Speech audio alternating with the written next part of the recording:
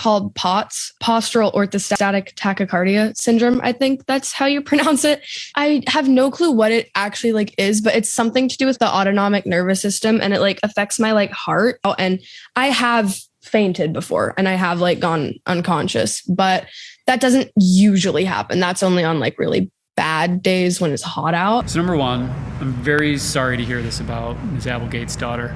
It's a really tough thing to go through, especially probably in public. So I'm very sensitive to that. But I do think her comments here can teach us two things that are really important for people that have POTS, people that know somebody that has POTS, or people that are treating POTS. So number one, she talks about that it is potentially a problem with her heart. And I think it's important to note that when we talk about POTS, we talk about it as an autonomic dysfunction, which is in the autonomic nervous system. And the reason they make that distinction is because usually the structure of the heart, the function of the heart is actually really good, which is partially why we see the heart rate elevate in POTS, because your heart is the thing that is keeping you up and running. We do see changes in the cardiac output sometimes, but that's more of a function of the blood flow through the heart and how efficient that system is being controlled rather than a problem in the heart itself. So it's important not to get too focused on the heart. The second piece is that she mentions that from time to time she faints. And that's a really useful bit of history, because when we think of POTS, one of the key features in the diagnosis is that we're not seeing a drop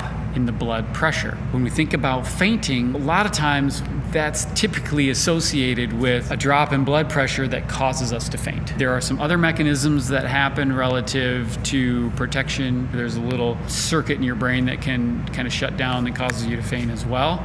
But in most cases, people with POTS, what they tend to notice is they feel like they're going to faint, but they don't actually do it. If we're seeing someone that does faint, we really want to push in and look beyond that POTS diagnosis and maybe understand if we're seeing more of a hemodynamic change or a blood flow change in the brain than is simply described by an elevation of the heart rate as a compensation to that. So really useful for being able to dive in a little bit deeper and understand a little bit more. And I hope that she gets that opportunity to take that dive, understand a little bit more, and find some hope, some improvement through that process. So I'm wishing her the best of luck.